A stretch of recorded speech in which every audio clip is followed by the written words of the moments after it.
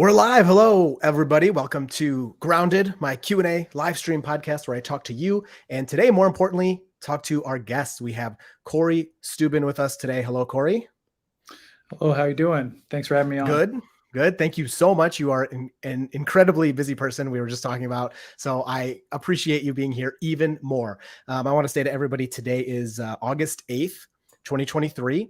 Just so you know, for context of if you listen to this in the future, Stephanie, my wife, is here to help us with some of the comments and questions you have. So as we go through this live stream, this is for you guys in the live to ask us questions, ask Cory questions specifically, and we will respond to you and give our best answers. So Cory, while we wait for some people to hop in here, do you want to just say a little hello, give a little intro, however you want to describe yourself these days, and let us know how you're doing? Sure, yeah. So for those who don't know me, I spent 18 years at Munro and Associates, and I created Munro Live. So if you're following the EV space and you've seen Sandy Munro on the internet, that was my brainchild back in 2020. I also appeared in about 100 or 150 of those videos. But just 1 week ago, I resigned from Munro and Associates. So I'm currently unemployed. But this last week has been one of the most busy weeks of my entire life. I was talking before I got on this live stream that my phone has really rang off the hook with people just either offering support or asking, what my future plans are. So, but in the EV space, I think I've seen or torn down about 10 or 15 EVs. So my past history allows me to look at some of these images of the Cybertruck and give a little bit of a contrarian view than what most people see and think. So it'll be fun to see what we look at today. Great, definitely. Yeah, and that's why, for me, I mean, it's not the live streams for everyone else, not for me, but I'm excited to talk to you about Cybertruck. I want to say a huge thank you to Brett Snyder for that super chat. That is incredibly nice. I owe Cory a beer now, or a Gatorade, or whatever you want. At some point, we will get together and take advantage of that. So thank you so much. So we have a few questions rolling in already. Let's start with Brett. So please ask Cory, what mechanical, compute hardware, and software specs do you think will be required for an OEM licensing FSD from Tesla? That's a great question, actually. Ooh, yeah, that is a great question. So if you look at the transition from hardware 2.5 to 3, you're going to need a minimum processing power that you saw in hardware 3.0 for Tesla. And Tesla is really heavily vision, with a little bit of radar. And now radar has been pulled off and on different vehicles. Now hardware 4 is reincorporating radar. So if you're an OEM out there and you're heavily reliant on LiDAR, your hardware is not going to match the FSD licensing. So vision first, the right number of cameras, and in the right places. So to me, I think it'd be very difficult to calibrate FSD to a different set of cameras with different resolutions. So I don't believe you just be able to plug and play into an existing EV. Actually, it doesn't even have to be an EV, an existing vehicle.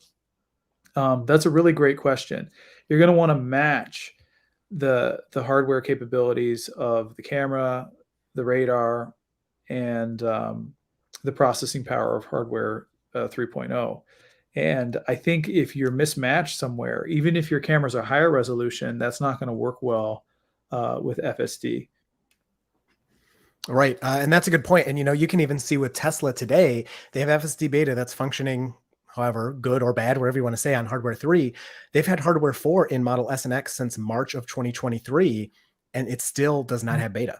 And this is Tesla in-house. They can't, for whatever reason, or don't want to enable beta on this new hardware. So for another OEM to go through that, especially like you said, a lot of them use LiDAR. So that's a really great point.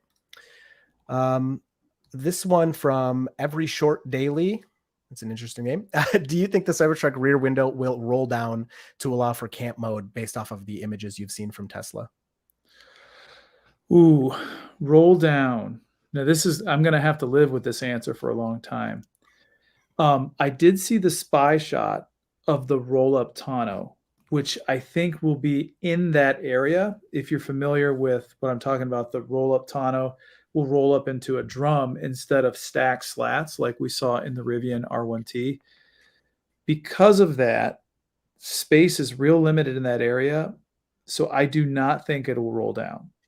That's my opinion. It's a huge amount of ceiling and roll down windows, full width roll down windows were also prone to breaking. Think of Suburbans or even the International Harvester Travelall. They used to have crank windows where the whole rear window would crank up and down, and they were real susceptible to breaking because they were typically in the tailgates that would flip down. So I say no. I think it'll be a fixed glass, in my opinion. Interesting. And this is exactly why we have you here, because of, you're bringing in that experience from other vehicles where you've seen it attempted and it probably wasn't a good idea. And I do want to say, I didn't say in the beginning, is there anywhere on socials you want people to follow you? Just on X or? Just on X. Yep. Okay. And it's just my name at Cory Steuben. Got it. Yep. It is up there for people to see. Okay, cool. I just want to make sure we got that for you. All right. Thank you so much. Good luck on your next endeavor, Cory. Very nice. And to go along with that, Andrew Feely is saying, Cory, are you going to work for Tesla? So no comment. I've received lots of different emails and phone calls, and I will be traveling tomorrow somewhere. So follow me on Twitter. I'll post when I'm at the airport to what city I'm going to, which will open up a lot of people to comment wrong answers only. So it's a large city. And when I fly to it, people can start to guess. And we'll see. All right. That sounds really good. His @ is right there. You can see below his name, @Cory Steuben. Don't spell it with an E. I used to do that until I corrected myself. All right. So this one's for me. I'll just do it really quick. Am I satisfied with current Cybertruck design and features versus 2019 prototype spec? Well, we don't know. It hasn't been, officially unveiled yet with all the specs. So I'm really hoping we get the 500 miles, like Tesla said. I don't think we're going to. I just don't, especially right at release, maybe eventually. But yeah, so we'll have to wait till they unveil it. What do you think so far from what you've seen, Cory, compared to the initial specs, if you remember them, and the prices? Do you think Tesla's hitting those metrics like within the next 6 months? The prices make sense, raising them. I thought it was way too cheap. What was it, $39,999? Yeah, that was the dual motor 300 mile. Yeah. Yeah. These are trucks. And if you are I'm sorry. Single motor 300 mile. Yeah. If you are a shareholder in Tesla, you want the trucks to sell for a higher average transaction price than the Model 3 and the Model Y. You'll get there through the blended pricing, because most people are going to order the dual motor or the tri motor or the quad motor. I don't even know where they're at. I know that all of them have been offered in some way, shape, or form.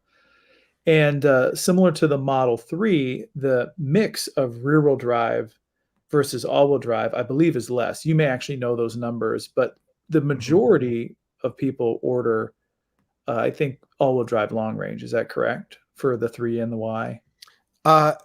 Yeah. Well, the majority is all-wheel drive, which is 2 motor on S and X. Correct. Right. Yeah. Oh, so sorry. You're saying the 3 and Y?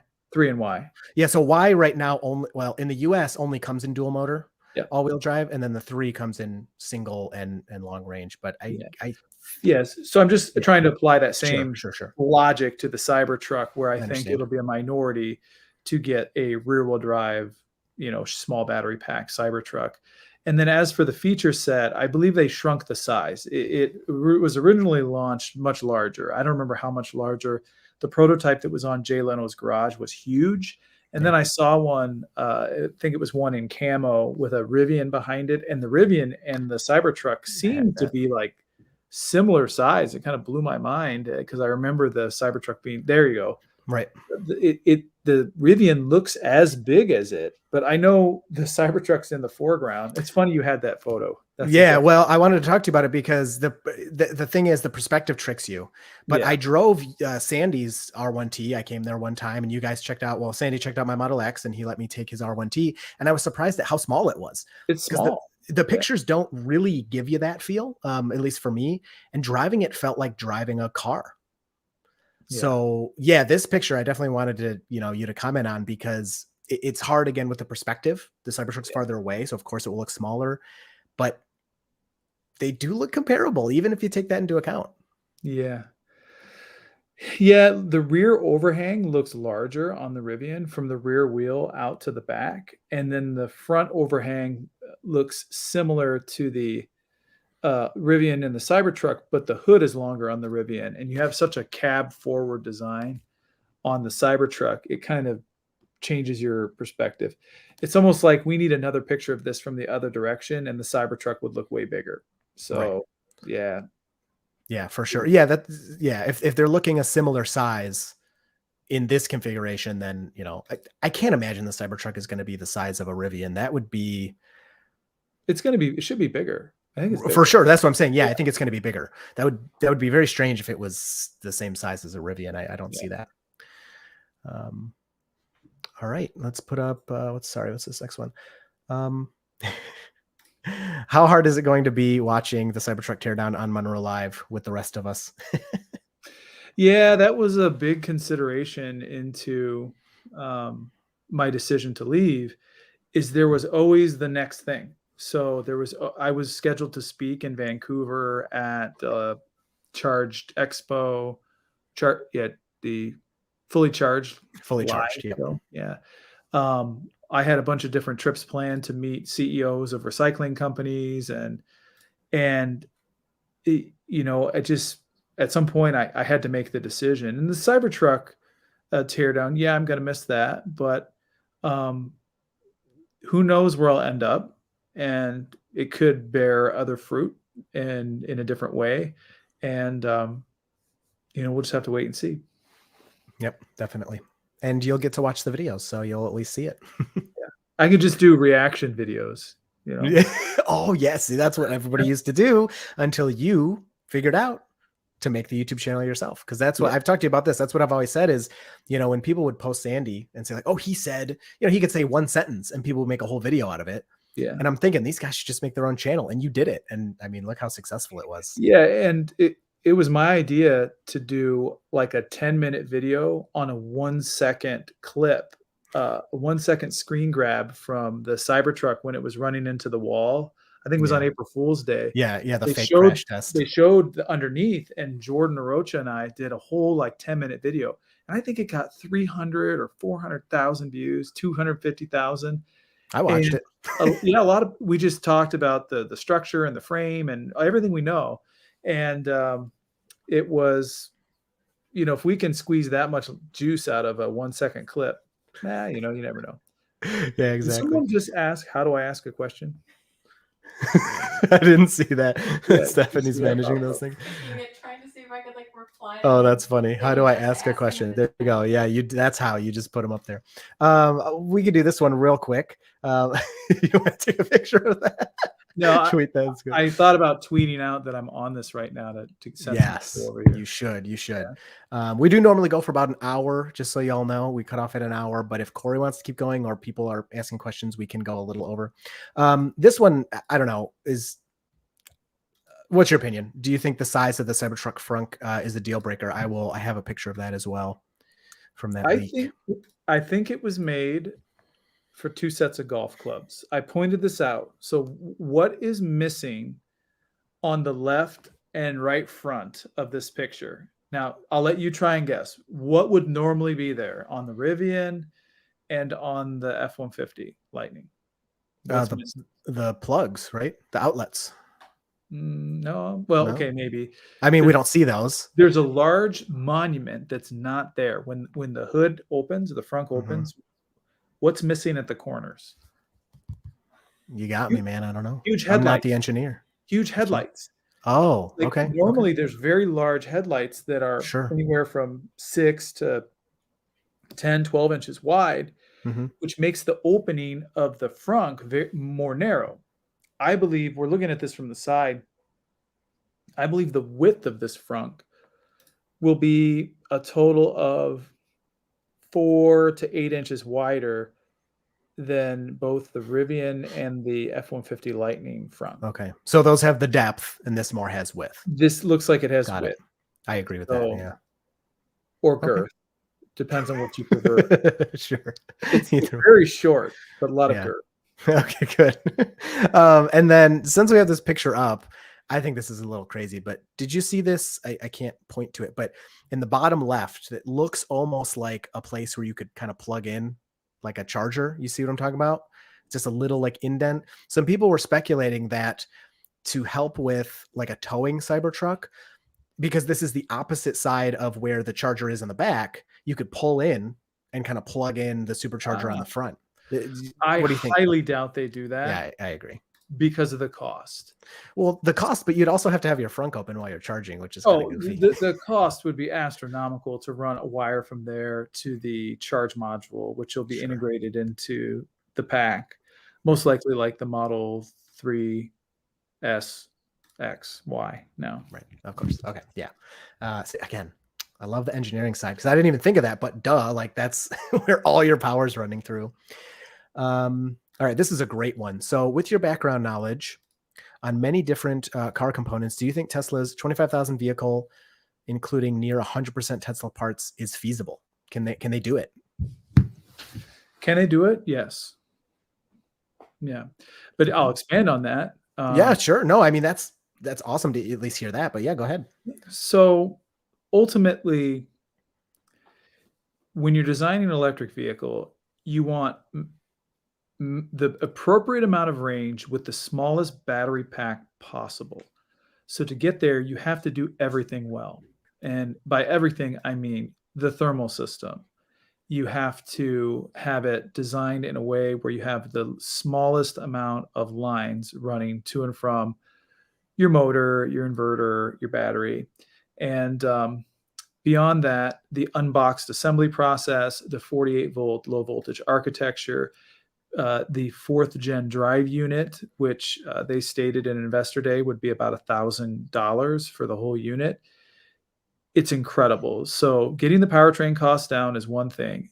Getting the battery to be as small as possible is another. So using the appropriate materials, so using gigacastings where possible, but to keep costs down, they need to use steel throughout. So steel subframe, steel body side inner, steel body side outer.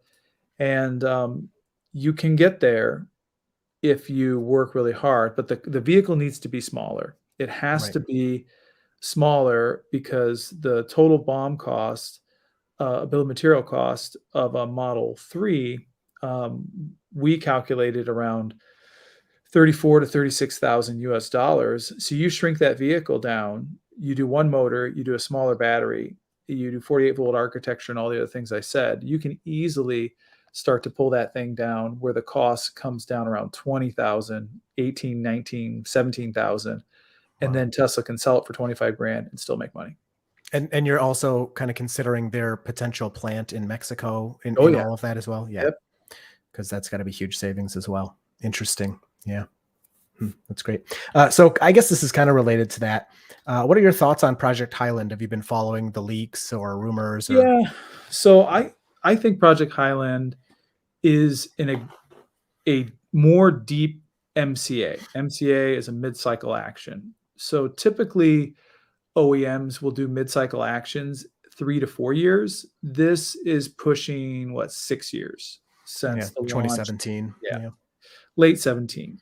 Right. So it's a little longer to do a mid-cycle action. So it's more like a major mid-cycle action where you're going to refresh things like fascias, hood, fenders, rear fascia, tail lights, so that the vehicle looks different. I believe that they're going to most likely upgrade some interior components. So whether that is adding a few more features, maybe getting getting cooled seats. I don't think the Model 3 or Model Y have cooled seats. Correct. Potentially upgrading the infotainment system. And I would love if they added a cluster like for similar to the Model S. A driver display. Yeah. Yeah. But if they're truly going for cost, I don't think they will.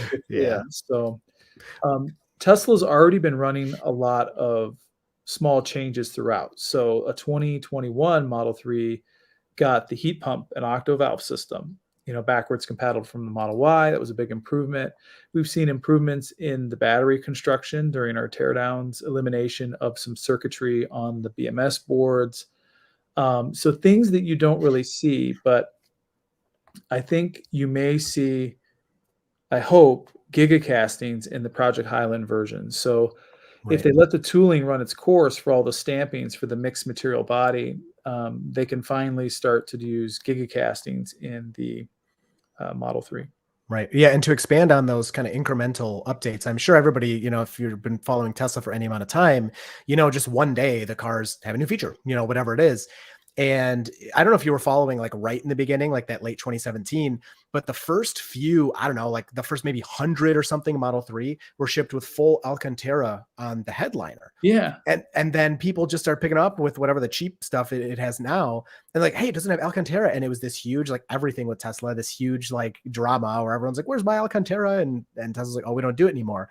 And then the other one that was pretty big was the seats, especially the rear bench. People were finding it incredibly uncomfortable and it was way too flat. And like within, I don't know, a month or a couple of months, all of a sudden that rear bench had a little bit of a tilt to it. So it was much more comfortable. Yeah. And these were all in the first couple months. So yeah, exactly. Tesla does these little things, but hey, real quick, I got a question.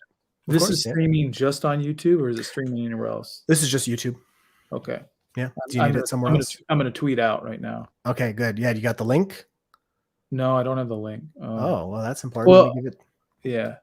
I'll give it to you. Text me the link. Can I exit to you? Yeah, DM me the link. All right. Short intermission, everybody. We're just DMing each other on X. Oh, no. Yeah, keep going. That's fine. It's casual. Everybody's having a good time. There you go. Okay, so there's the link to that.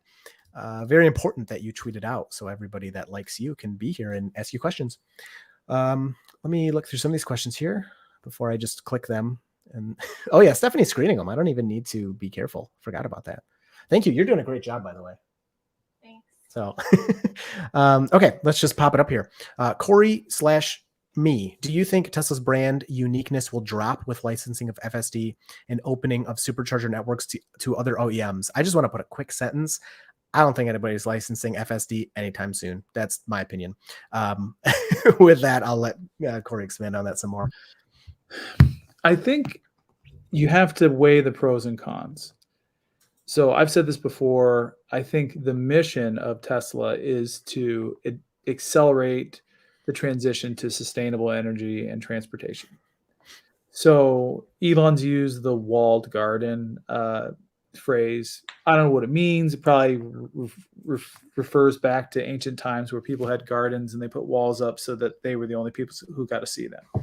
So yes, if you were buying a Tesla now, 2-3 years from now, you're going to pull up to a charge station, and it's going to be filled with Lightnings and Blazers and Equinoxes that don't know what they're doing, that are, fumbling around, taking too much time to figure things out, and it may drive you crazy. But I just took a cross-country road trip all the way to North Carolina, and every time I stopped at a gas station where there was a Tesla charger station, I noted how many cars were there.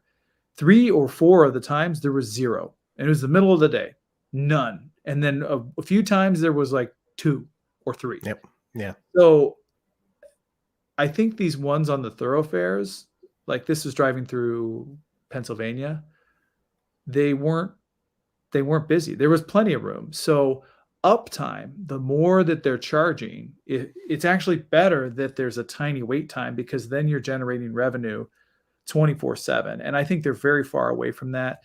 They collect all the data, so they'll be able to identify trouble spots where you have some that are way overrun with traffic, and they may end up adding more capacity at those stations. Right. Yeah, I experienced that coming back from Florida. I mean, like you said, most of the time it's pretty open, but one of our supercharger stops on the way back from Florida, it was a V2. So then you're sharing the stalls and it was full. We had to wait. I mean, honestly, it was like we waited like 2 minutes, but still we had to wait. And then people after us had to wait, and it was a terrible experience. And the charging was super slow. I mean, at least by Tesla standards, it's still faster than a Bolt or anything like that. But yeah, it was not a good experience. So some of those stations I've seen, there's one in, what is that one in Kentucky? Do you remember what that one's called where they added the V3s? Well, whatever. There's one in Kentucky that we went to last year, and it was only V2s, and there were 4 or 5 stalls, and it was crazy busy and it was super slow. We went back this year, and they had expanded it with like another 6 or 8 V3s like right next to it. And it was the coolest experience because, you know, I don't know if you feel this way, but like to go off on a tiny little tangent, in the US, we have like our infrastructure just does not get any care or treatment, like for the most part.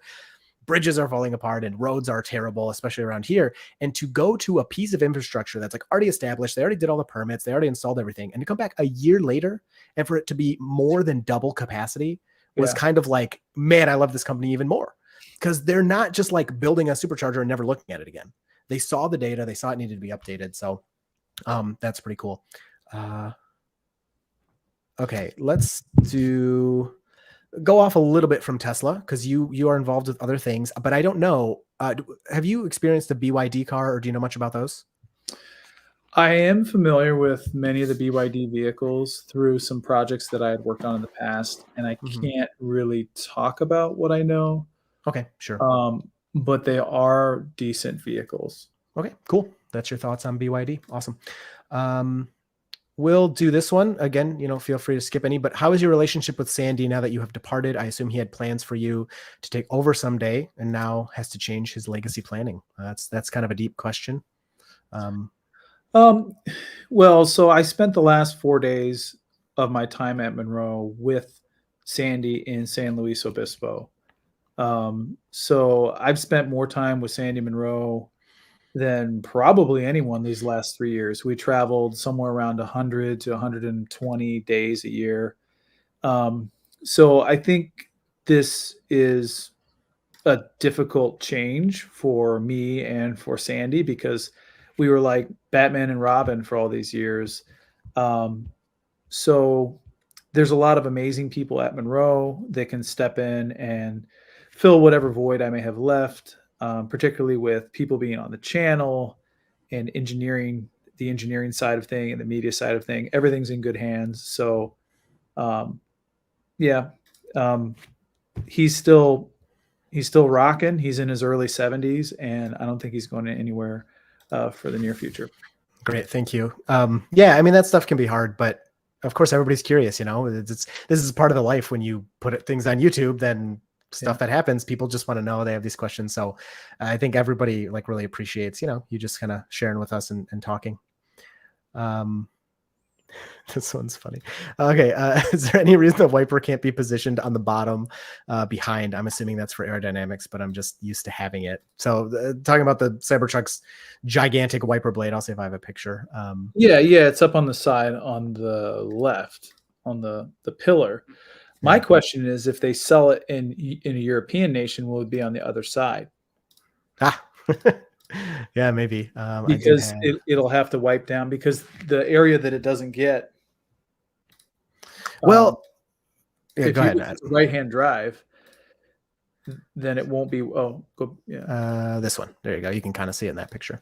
Yeah, the reason why it's not in the center, there's no ditch. There's right. no. Normally, there's a ditch there with drainage. They've eliminated that, and for aerodynamics, you don't want that disturbing the flow. 100%. Look at a NASCAR race. So in NASCAR, they have road courses where they're required to have windshield wipers on the vehicle because they race in rain. They all drive with them up, perfectly straight like that. I think they're in the middle of the window too. Yep. Sorry, I'm seeing if I can add. I don't know if I can do this. I'm trying to add a picture really quick because I want to just touch on something that you mentioned with where it would be. Let's see. Did this update? No. Can I remove it and add it again? We're learning as we go here, everybody. I mean, I am. Cory's doing great. Okay, I can't. Darn. There was a picture with Franz where, I don't know if you've seen it, he's standing in front of the Cybertruck, and there's very clearly the windshield is dirty, and you can see exactly where it's wiped. And if you compare it to any other vehicle, when you look, if you look at any car on the road, if you're looking at it from the outside on the left above the passenger seat in the top corner, it's still, that doesn't get wiped. There's no point. Correct. Yeah. Right. And the Cybertruck looks exactly the same in that regard. Yeah. And usually you'll have a tiny section where the two circles hit. I can't do it like that. There'll be a little tiny triangle in the middle too. So the Cybertruck eliminates that because you get a full wipe in front of the driver. Right. they won't sell Cybertruck outside of North America. That's kind of in response to you asking about driving it on the other side of the road. What do you think?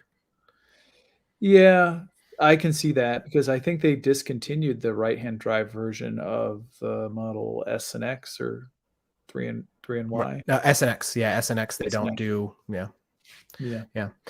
Yeah, I agree. And even if they do, it's going to be what, 4 or 5 years before that happens. I mean, it's going to be a long time, long time.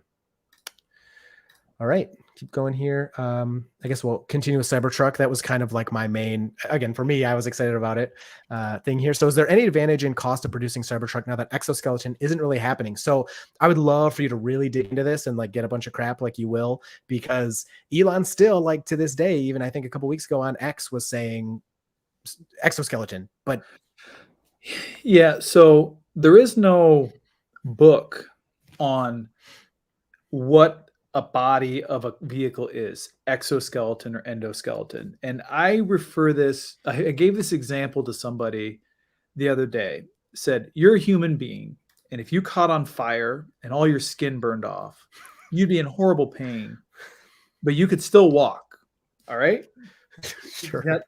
You're on fire and you're walking because your skeleton's on the inside. Now, if you're a crab or a lobster or a spider or something that's actually an exoskeleton, and you're not in your molting phase, and you damage that exoskeleton or remove it, now the inside, mush has nothing to react against. You're not going anywhere. You're just going to lay there in like a blob.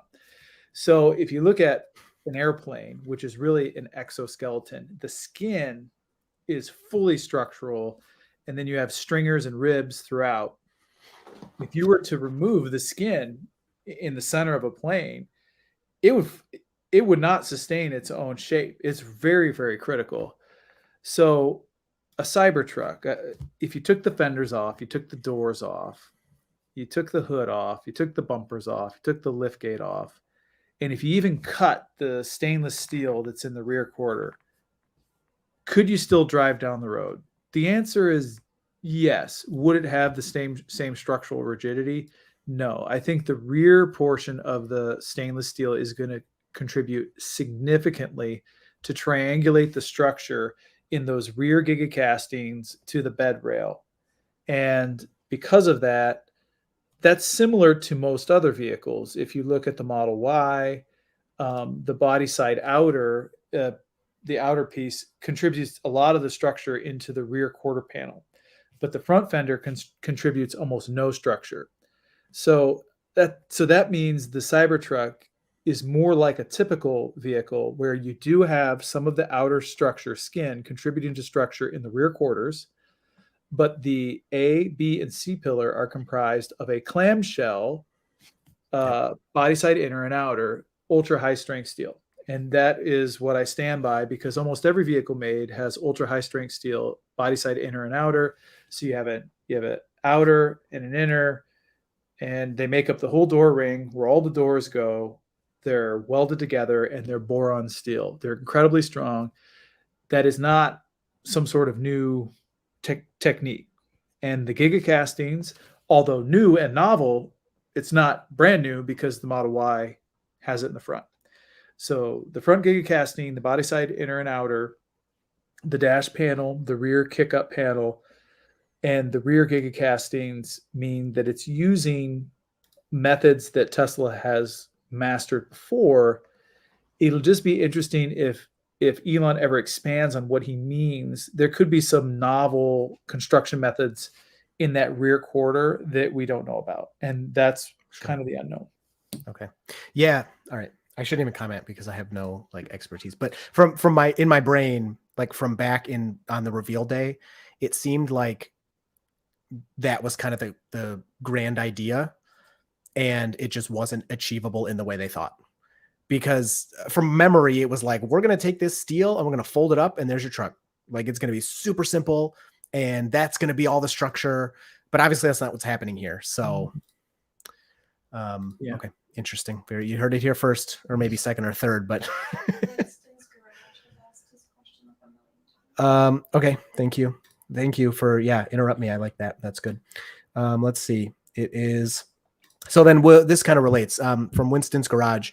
How repairable will the Cybertruck be? I have rebuilt 2 Model 3s and they are super easy to fix, but the Cybertruck has such a long dashboard. We are about the damage moving into the firewall and of course the other parts of the truck that are kind of novel.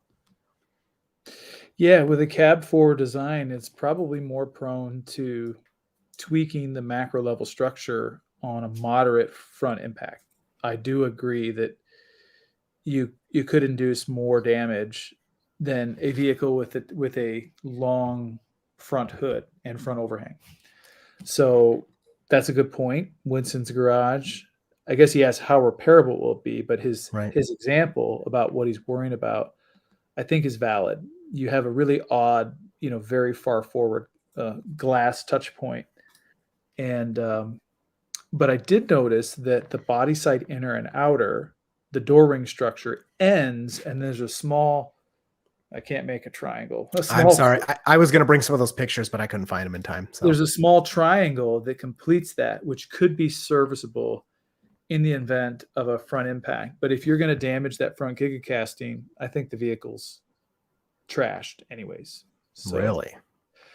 Yeah, I think there's also something odd. EVs fetch a high dollar amount as crashed vehicles.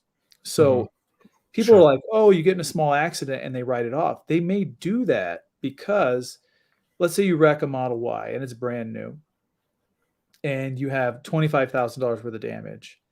And you think, well, the vehicle's worth 60, I'll pay the 25 grand. Well, the insurer may be able to get 30 grand for it at auction.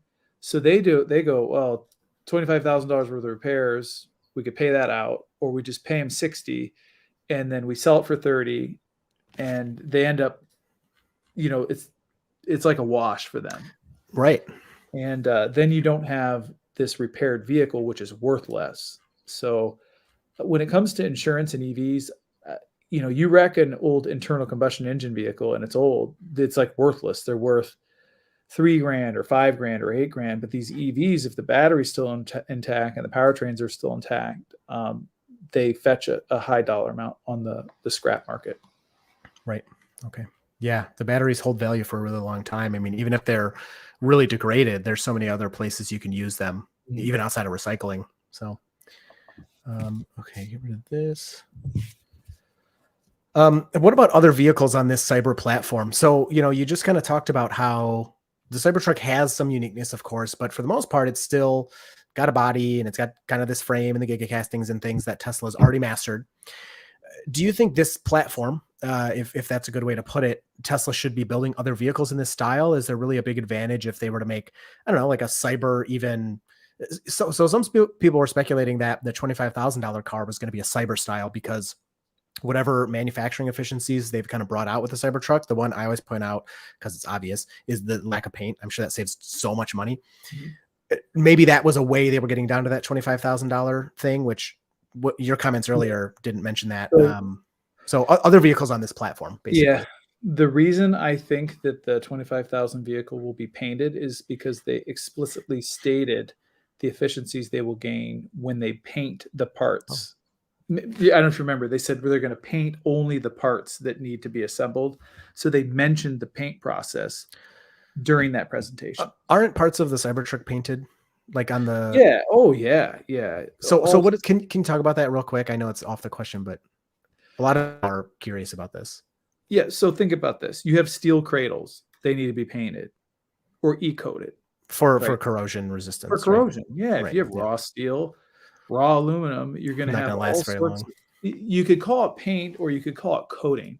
It's usually like a benign gray. Well, there were Cybertruck job listings that said paint. That was the title, of the job listing.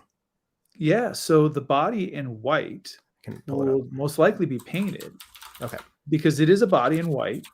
And before you put the stainless steel outer on, you have to paint all that. Your door jambs aren't going to be raw steel. So imagine you open the door, you have a stainless steel door, you open it up, and that inner may need to be painted. The inner won't be stainless steel. What color is the inner going to be? Black, white. It'll either be aluminum or steel, most likely. And you'll have to paint that inner piece of the door. Then your door jambs, when you open your door, your door jambs are all painted in a normal Mhm. car. Right. Those aren't going to be raw boron steel. It looks like garbage. You got to Well, paint it. You got from us us casual people, us laymen, we don't think about those things. So, when they're like, oh, it's a Cybertruck and it's made of steel and it's not painted, it's like, sweet, there's no paint. Like that's just what goes in your head. The battery pack will need to be painted. The cover, the lid, on the structural battery pack, they're coated. Yeah, so some of these, not to interrupt you, but some of the job titles, just so people know: production supervisor, Cybertruck paint; production associate manager, Cybertruck paint; manual engineer, paint, Cybertruck. So, and there's a few more after that. Yeah. Okay. They're painting all sorts of stuff, just not the exterior. Sure. And then to go back to Tim's question, because I kind of took him over, other vehicles on this platform, do you think that's a thing they should do? Or I don't see it right away. I just don't see it in this platform, particularly how the body is constructed and the odd shape of the rear gigacastings. The front gigacasting could be reused along with the floor and structural battery pack, but the whole rear of the vehicle will have to be abandoned. I don't see a skateboard attribute to it because of the odd shape of the side rear gigacastings to accommodate the roll-up tonneau and attachment points for stuff. And that's just based on what I've seen on like the 5 or 6, spy images that have been released. Right. So I don't see them hacking off a couple parts and putting a van on this anytime soon. But could you use the core elements? So the powertrain, the front wheel cradle, the battery pack, the front of dash, the core architectural elements from a thermal system. Heck yeah. And you could build a cyber SUV or cyber van or a cyber buggy or a cyber whatever. Okay, cool. This is a good one still related to Cybertruck. Are you getting sick of Cybertruck yet? Or are you good? Okay. So Matt is asking, will the Cybertruck have crumple zones? And if not, could it be dangerous in a high-speed accident? The Cybertruck does have crumple zones, and you can see it if you look at those castings. So there's images. Do you have one, maybe? An image from the side? I don't think so, but I'll look really quick. The front fascia, the front bumper, the fender, the hood are all going to be relatively soft from an impact perspective. And as you engage either another vehicle or a barrier or something from a small overlap perspective, that aluminum will start to compress, and they design it to dissipate energy at the appropriate over the appropriate time frame based on the mass of the vehicle, so they can pass all the very stringent crash tests. So I find it highly unlikely that Tesla's designing this vehicle to be anything but 5-star. And the hardest thing is the SORB test, small overlap rigid barrier. So they'll have those castings wide enough to most likely engage the barrier at a 25% offset. If you haven't seen what that looks like, I highly recommend going to IIHS and watching, they call it the SORB test. Just watch a bunch of them. It's wild. And more energy dissipated over a smaller area means a more dramatic impact. You would think you hit a wall head on or 40%, it'd be more dangerous. It actually was way more dangerous to engage a small portion of your car. And that's why they're developing tests to protect against that.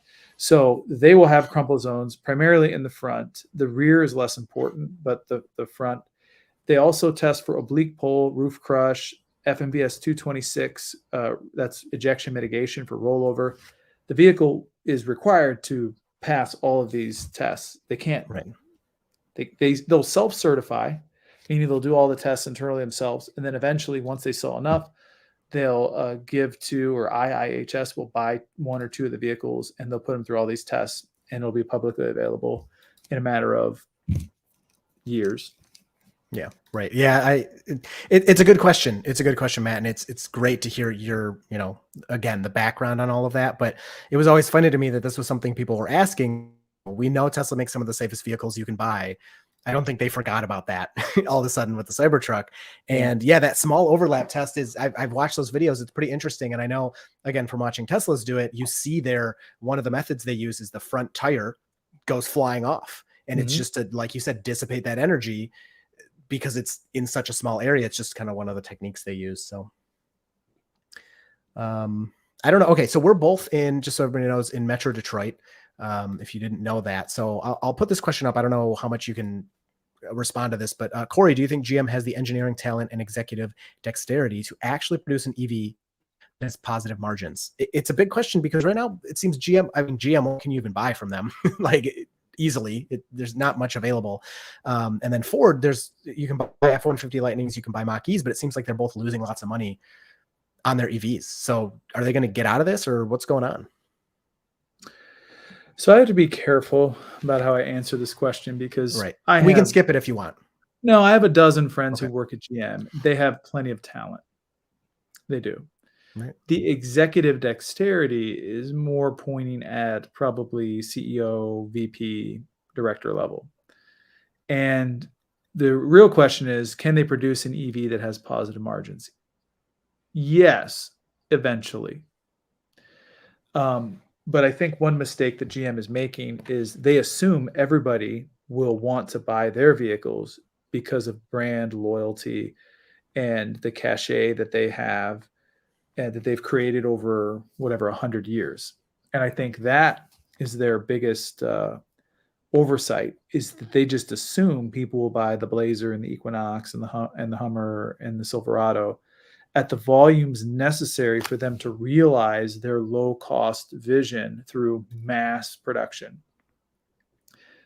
I don't see that demand for GM products that GM has for their internal combustion engine products. They have some amazing internal combustion engine vehicles.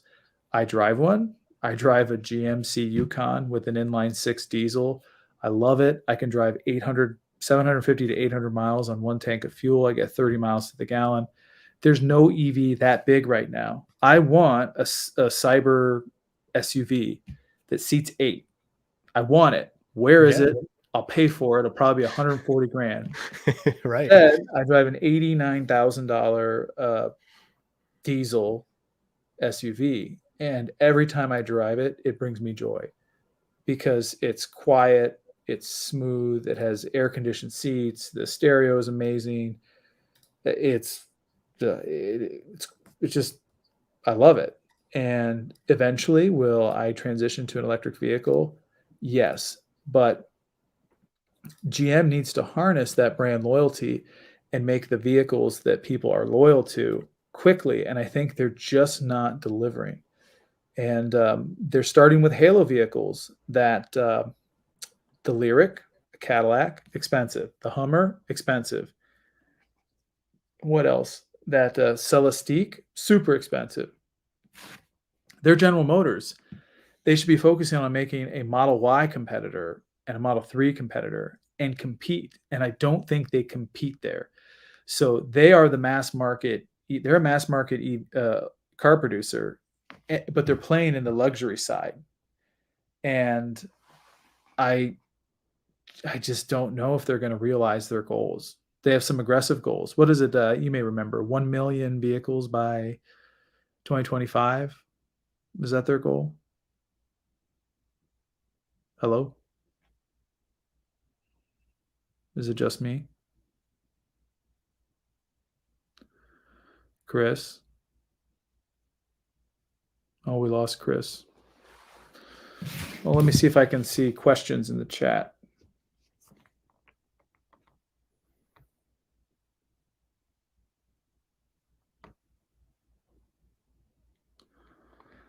Well, I could just tell a story until he comes back. Hang on one second.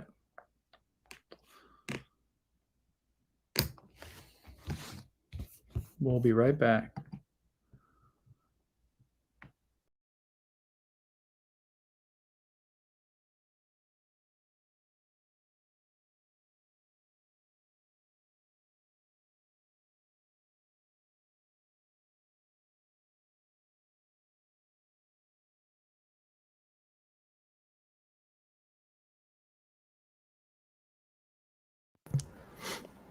Okay. Can you see and hear me? So Sorry, everybody. I don't know. I lost internet. We're on Starlink here. I've never had this problem during a live stream, but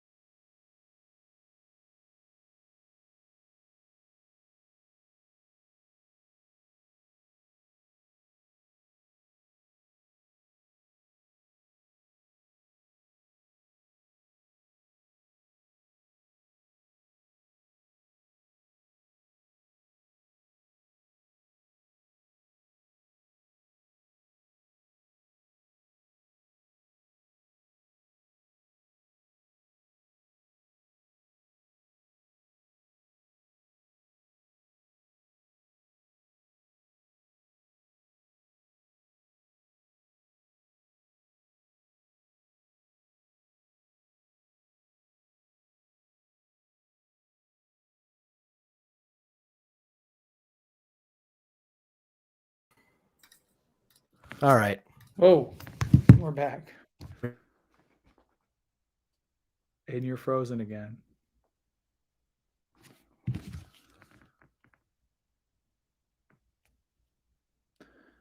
All right, it's just me. If you can hear me out there, I'm going to answer questions in the chat. I'm reading them right here. So keep going.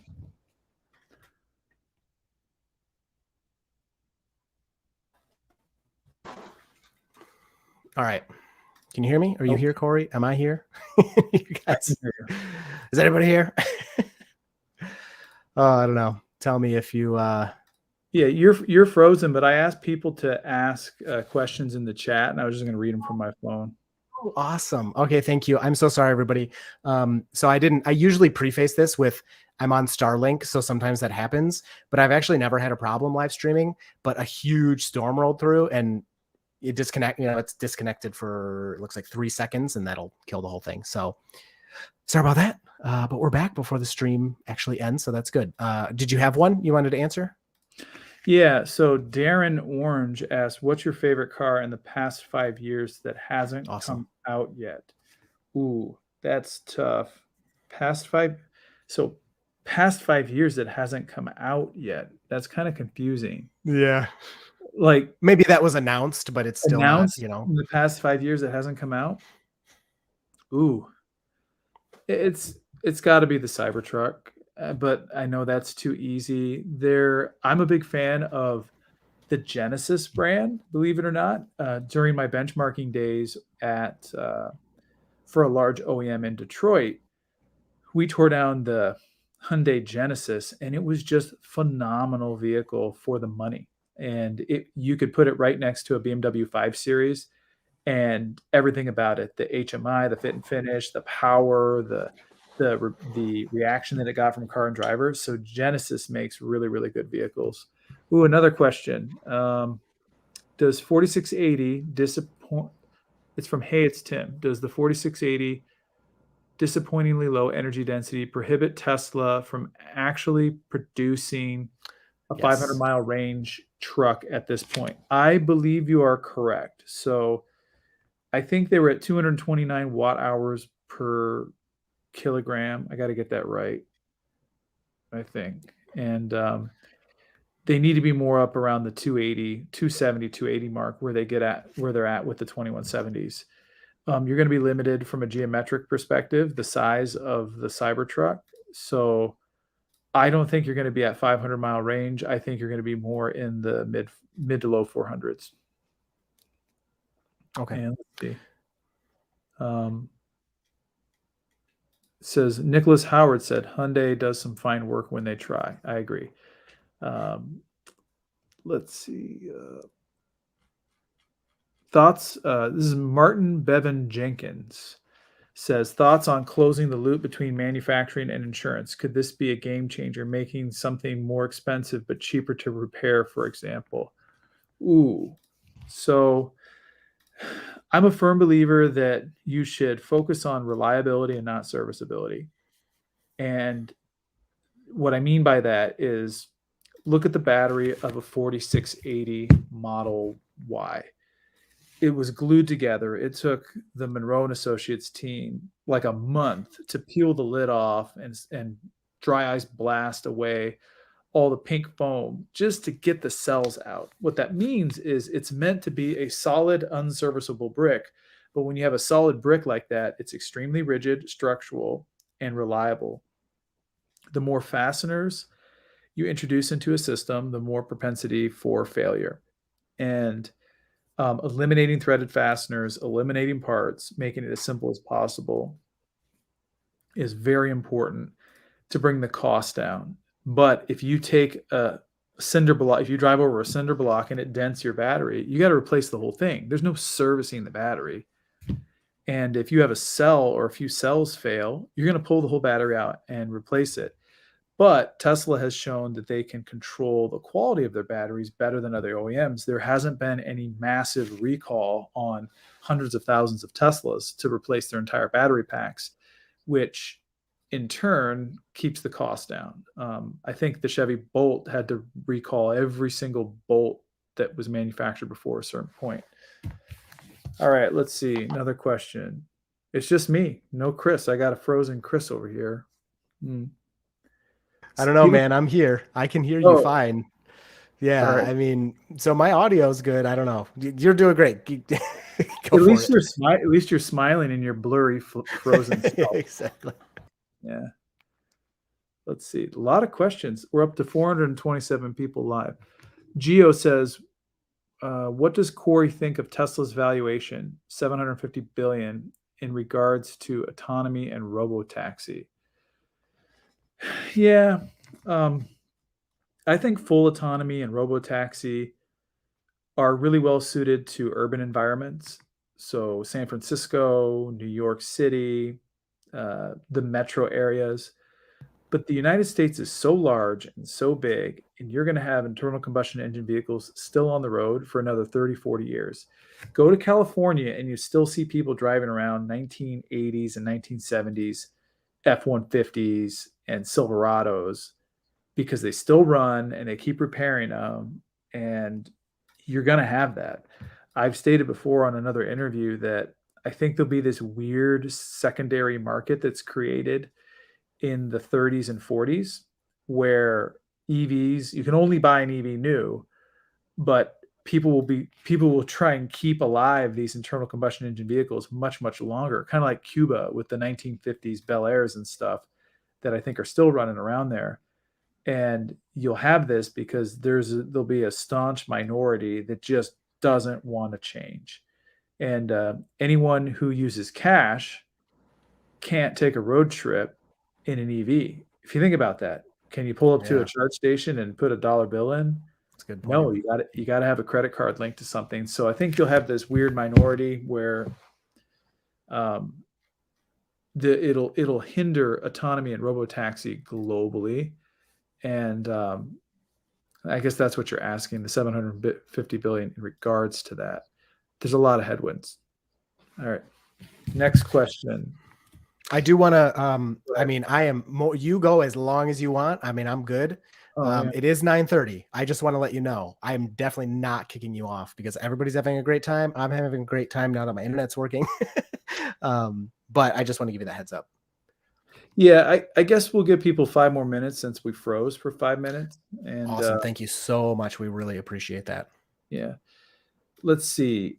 I've been picking the questions because you're not frozen right now, but good. You got Reverse People says, "Hi Cory, are you going to help Sandy and company tear down their first Cybertruck, even though you're no longer with Munro?" I guess the answer is no, not right now, no plans, and unless they invite me back to be in a video or two. But that's really up to Eric and Sandy. Eric is the Munro Live producer that I hired 2.5 years ago. He kicks ass. If you've ever met him at events, he is the one who coordinates everything, gets the press vehicles. He's got everything under control. And then we got somebody said, Amina says, "It is so good to see you, Cory, again." Oh, thank you. Very nice. And let's see. Bills are electric. Cory, what do you think is the minimum annual production for an EV company to be viable? 100,000 per year. The answer is dependent on the price point. So there are ultra expensive vehicles that exist in the world where they're only making 20 or 30 or 50. That is a viable business. If you're a Rimac Navara and you're selling the vehicle for however many million, that is a viable business.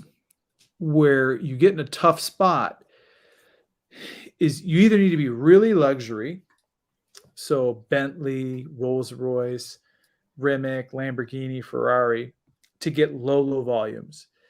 If you're in the mid volumes and your price isn't low and isn't high, that's tough. So there was recently an article written about how the average transaction price, I don't remember where the article was, so that's not very helpful to people listening, but the average transaction price of a Porsche is like 138,000, like globally. And they sell the 911 for 275,000. They sell the Macan and some of the smaller, cheaper Porsches for whatever, 50, 60, 70, 80. But they sell a lot, I think hundreds of thousands a year. And that is a viable business if you're a Mercedes, a BMW, or Porsche, and you're in that 100, 125, 130,000 range, and your volumes are down around 100,000, 200,000, 300,000, 400,000. It's very difficult to succeed in the low cost, high production. So your Toyotas, your VWs, your GMs, your Fords, and now Tesla is really getting into that with the Model Y being the best-selling car in the world. That's where economies of scale start to make sense, where you have multiple factories producing a product that is extremely streamlined, very high quality. So to answer the question, there really isn't one number, 100,000 or 50,000.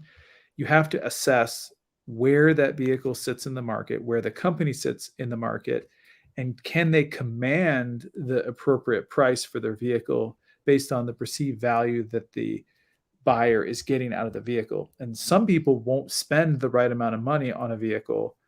And that's where Rivian, when they were selling early on for 75 or 80 grand, and they needed to sell it for 100 or 110 to make money, people freaked out. So they over delivered, but didn't charge the right amount.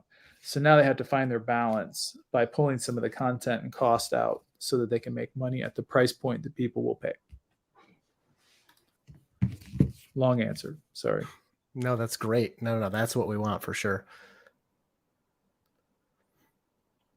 Somebody, John Yent said, if Cory got Mary Barrow's job, what would be his first moves? Good. I wanted to do that one, but I wasn't sure you would want to answer that. This is a That's awesome.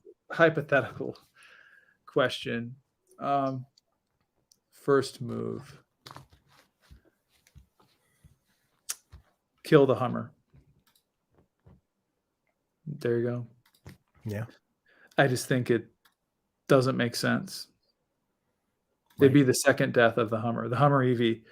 They have all those orders. They're not delivering. They clearly can't manufacture them. There's something wrong. They can't get the battery cells. I don't know what's going on.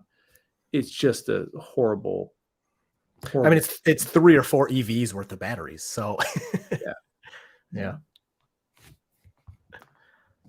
I got one for you if you don't mind. Yep. I want to get because I know you talked about this earlier on Herbert's when you were with Herbert. And which year do you think the Cybertruck will outsell the F series? Yaman Value Analyst is saying 2025. And would you do a coffee bet with him on the over under? I don't think they will outsell. I do not think the Cybertruck will outsell the total F series production in 2025. The Lightning, yeah, sure, but internal combustion and electric, no. And I think it's because Tesla states they're shooting for that 350, 375,000 a year. Right. And so they may outsell the Ram. There's a target. Start slow, aim for third place in the U.S. truck market. That's not bad. Yeah. But knocking off a 46-year run, it'll be 47. It'll be approaching 50 years. That's going to be very difficult. And until internal combustion engine trucks are banned, the whole United States, which 2040, 2045 in all the outlier states, because you're going to have Montana, Nebraska, Idaho, all these farms where they're going to hold out, where there's tons of trucks sold, Texas and whatnot. So I think you're looking way out into the future, into the 2030s or 2040s, where you might be on a 3rd, 4th, or 5th gen F-150 Lightning, and they actually may start to really kick ass in the future, and then it won't be such an easy decision based on capability. So, right. Yeah, I don't drink coffee, just water and beer. Yeah, just a bet. Just a bet. This has been asked for a while, so I want to get this one up here for you. Mirik is your opinions on fifth wheel towability, because a lot of people are concerned about on the sides of the Cybertruck. I hear a lot it's unusable because it's got these sides flaring up. So I don't think it will be well suited to fifth wheel towing. You may be able to put you have to think of the shape of the goose and the shape of the gooseneck going in, and then the height of the bed and all the articulating angles. I don't even know if geometrically it'll work. That's something, I'm just not a towing specialist. That's probably a good question for Kyle Connor, but I don't think he tows gooseneck fifth wheel in his Rivian. No. Right. It's its own thing. And plus, typically when you're towing fifth wheel, it's over 10,000 pounds. That's when you have like a 12, 15,000 pound trailer with camper or a car hauler. So fifth wheel towing doesn't even make sense for a light duty truck, which is what the Cybertruck will be and the F-150 Lightning is. Sure. So usually you reserve fifth wheel for like a dually 2,500, 3,500. That's fair. Okay. Again, I definitely do not want to kick you off. I'm good to go. If you need to go, you're free, of course. If you want to keep going, or we can call it there. Is there any other ones you saw that you?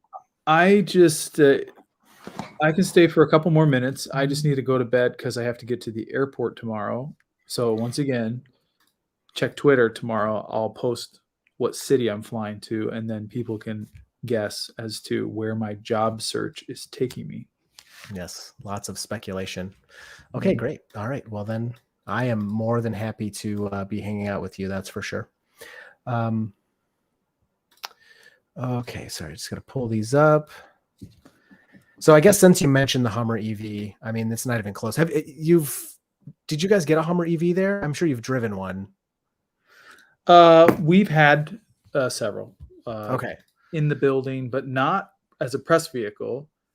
We did this is Munro, my past job, which I'm talking about. Yeah. They did a tear down of the battery pack and of the motor. We got one of the motors. I think it was the front.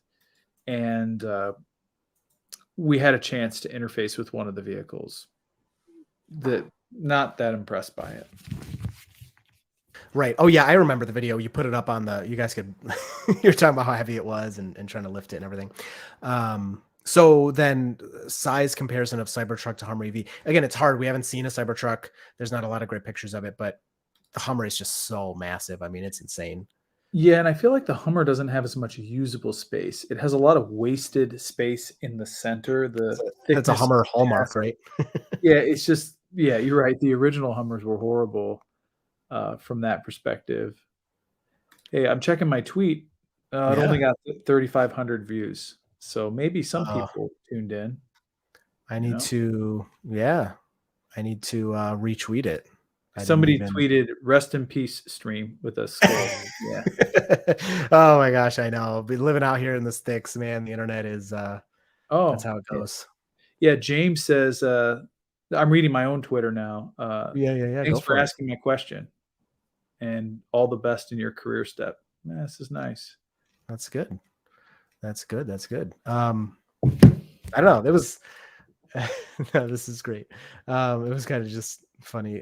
Thank you so much for just taking charge. That was really good because I had no idea what was going on, for 3 minutes. And I almost took charge the whole time, but because it froze, I thought I could hide my screen and my mic to check the messages on the YouTube video. And then when I tried to go back, only the admin could add me back. So I actually booted myself off. But... Oh, okay. Yeah, because I did add you at some point. Interesting. Okay. This is one I was curious about. So what do you think about this the Cybertruck's armor glass? Do you think it's really going to be that much better? Anything is better than just a basic windshield. But the one thing the Cybertruck has going for it is angle of attack. It is very relaxed, and Jeeps are horrible because they're like pretty much they're not straight up, but they're at, I don't know, a tiny acute angle. And everybody I know with a Jeep, their windshields are just destroyed. Even though they have like Gorilla Glass and different coatings and stuff, it just get destroyed.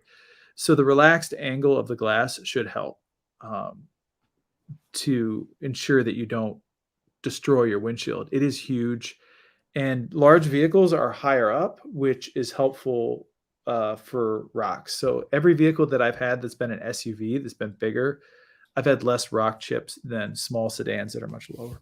Yeah. My I drove a Focus for a while and had to replace the windshield. Rock chips constantly. Actually, just got 2 on my Model Y last week that I got a Safe Light coming out to fill soon. But my first Tesla rock chips ever. So Steuben Motors, when are you're just opening Steuben Motors? Go collab with Rich Rebuilds. That would be quite a duo. Okay, get rid of these. I did want to ask you about this too. Did you see the Alaska that pickup? Only briefly. Sure. I briefly saw it, so I'm not real qualified to say much more than I saw old Henrik standing on a stage. It looked like a wild production. Yeah. And they named it Alaska. It's like, why can't they name it after my home state? All these things. It's like Telluride, Tucson, and Santa Fe, Alaska. Come on, EV automakers, name something Nebraska. I'd buy that. Yep, rhymes with Alaska, but not quite. It almost seemed like they, I don't want to say copied, but it was very similar to the Cybertruck reveal with all the smoke everywhere and the lights, and I don't know. There was definitely like a hint of Cybertruck reveal on that one. Yeah. So with the Cybertruck, what feature would you change or add if you could? Because I'm not gonna lie, I was surprised that your answer to your most anticipated is Cybertruck. I don't know why it surprised me a bit. Yeah, just because it's so unique. What feature would I change or add? I would like to add the 6-passenger version back because I have 3 children and my wife, and we want to have a 4th. Yes, listeners, we want to have 4 children. It would be amazing to have a truck where I could fit 6 human beings in it legally. Right. And having a middle bench seat is awesome if you have a dog. You can ride down the road with the dog in the center and then my wife over on the side. Man, That's funny. I had a truck with a bench and it was amazing. Yeah. Okay. Interesting. The most shocking part about that is 4th child, but I'm very happy for you that you said that. All right. What is? I guess we can talk about this one. Do you think the Cybertruck Front will be powered? Because Tesla has no powered frunks, unlike pretty much every other EV out there. I shouldn't say every, but all the major ones are powered frunks now. I'd have to say no. I bet they don't do it just to keep costs down. And those hinges are more like trunk hinges. So if you think of a 2014 Chrysler 300, it had a similar hinge profile like that, and Great. allows it to go and nest in. And typically they're spring loaded, so that they're spring assist. So there'll be either a spring bar in there or a coil spring in there to help spring it up. So they could be motorized down there, but you got to look for a button. Do you see a button anywhere? Right. Yeah. No, I didn't see one. That'll be the first person to find a button. Will solve that. Right. Then you'll know. I mean, I took some pretty close up shots with of course, the pre-production one at the Cyber Rodeo and the Investor Day that was this year. I didn't see anything like that, unfortunately. And it makes sense that this is using the same type of hinge style that you would see in the rear trunk of a car, because the shape of this frunk looks exactly like a trunk. It looks like the rear trunk on my 1991 Nissan Maxima. Right. It does. So this is a pretty unique one. So what are things that other OEMs are doing well with their EV engineering that you think Tesla lacks? Okay. So if you've ever seen the Tech Talks by Lucid, they're quite amazing. They're like super well produced YouTube videos where they go through the technology in their powertrains, particularly their motors. Very, very impressive from an energy density perspective and the amount of power that is output for such a small amount of volume. So not only mass, but volume is really incredible what Lucid has been able to achieve. They're even licensing that drive module. I call it EDM. So that's motor, differential, gear reduction, and inverter. I think they're licensing it to Aston Martin. And didn't know that. A really amazing powertrain. And the total efficiency of those vehicles are still incredible. And that's something other OEMs are doing well in EV engineering. What else have I been impressed with?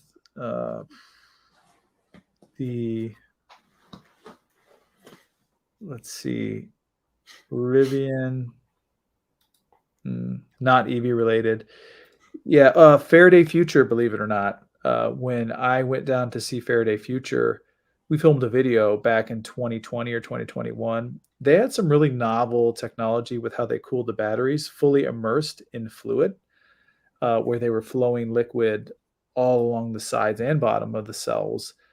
The vehicle's just never been launched. And then their drive module, their EDM, was also very compact. Not as compact as Lucid, but I was pretty impressed with the amount of energy density, power density they got out of that. So some of these startup EVs had a lot of value proposition and engineering expertise. The vehicles never, came to fruition. Or like Lucid, really, really amazing efficiency from a total vehicle perspective.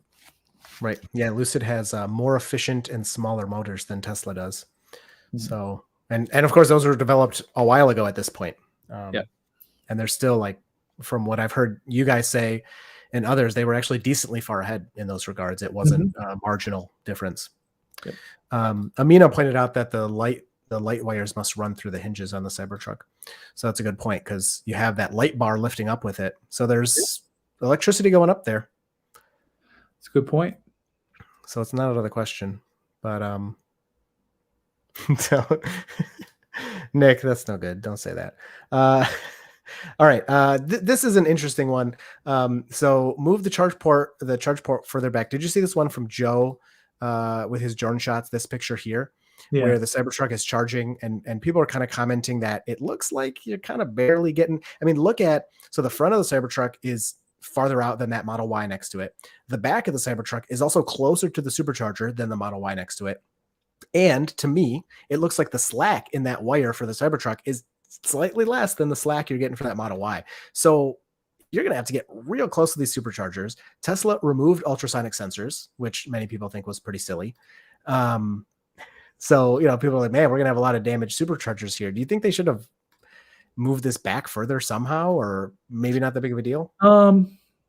No, because they're most likely going to deploy longer charging cords on all of these charge stations to accommodate all these other OEMs using the Tesla network. So Sure. I think it'll only be a short-lived problem. Think about it. For the next 5 years, as they roll out the ability for all these other vehicles to use, they're going to have to add longer cables.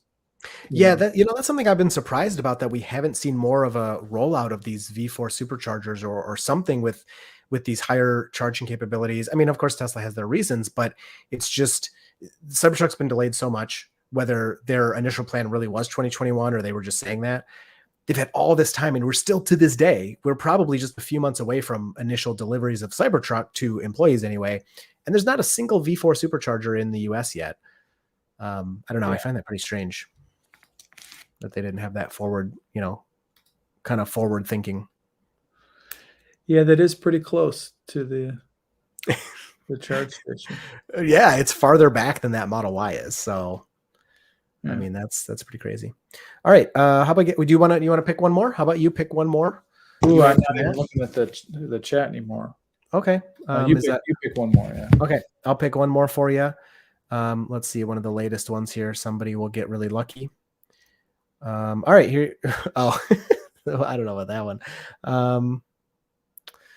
Sorry, there's a lot here. People are really chatting it up. Do you think Tesla? Okay, I don't even exactly know what this means, but I'm sure you do. You think Tesla should have been integration of Hyundai's eMobis steering system into the Cybertruck? No. Okay, what is this? Is this like steer by wire or something? I believe it's that steering system that turns all the way 90 degrees. Oh, yes, it is. You're right. Okay. No, gimmicky. No. Yeah, I don't like that either. Okay, then final one I'll throw out there. What do you think of steer by wire and et cetera going forward? So steer by wire. Vehicles are already steer by wire. You just don't realize it. They're steer by wire with a mechanical backup, because when you're holding that wheel and you turn left and you turn right, you are telling the electric power steering mod, the EPS, to turn the wheels left and turn the wheels right. If you were to cut the steering shaft out and keep all the sensors in place and steer, the car would still drive just fine. So really, vehicles are drive-by-wire with a mechanical connected backup. It's just how the shaft going down the steering wheel interfaces with the sensors. So when you turn left and we turn right, and you do get some feedback. And there was a vehicle. It was it was an Acura. I think it was an Acura. I can kind of get this wrong. I think it was an Acura back in 2015 that was drive-by-wire because it had a sprag clutch that disengaged.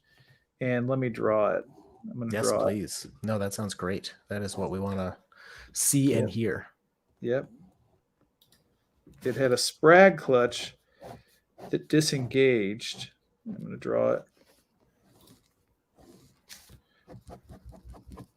Take your time. We're excited.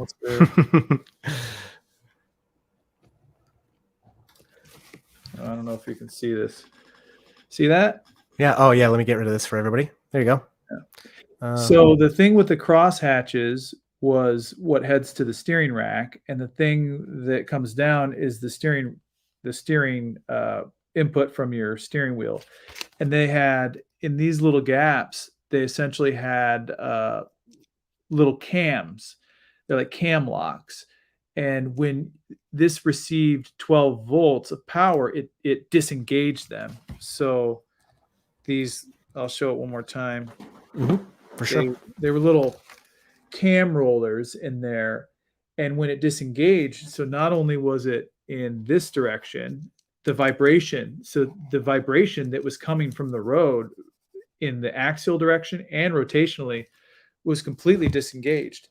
So then the steering wheel in the cockpit no longer shook. So when you turned, it was like drive-by-wire because you physically disconnected the top half of the steering shaft and rack from the bottom. But if the vehicle lost power, what happened was the electromagnetic force that held that clutch out disengaged, and whether you turned left or right, the little cam lock sprag clutches would engage, and you'd be able to steer the car to safety. And that was the thing. That's amazing. It exists, and I studied this system extensively for one of our clients. And essentially, if you were to cut out all those pieces, just eliminate them all, the vehicle would drive just fine, because almost every vehicle is EPS, and they have redundant circuitry on there. So tear down a steering rack from an F-150 Lightning or from a Tesla, you look at the circuit board, you have redundant circuit boards. So just like an airplane, you have a backup system that runs, if one side fails, they run the other, because it's that critical to safety. Right. Wow. That is awesome. So then I want to let you go, but maybe we'll do this again if you're up for it, because I think there's a lot more that people want to ask. But if it can be brief or whatever you want, and then I'm definitely letting you go. What's with the S and X yoke, steer by wire, all that controversy? I know that when the S and the X were launched, people thought that it would be completely steer by wire. That would make a ton of sense if you got rid of the physical connection, because you need a circular wheel if you're going to do the traditional whatever, how many turns to lock and how many turns to lock, because if you're not looking, you need to let the wheel slip through your hand. And that drove me crazy. When I drove the Model S Plaid, it drove me nuts.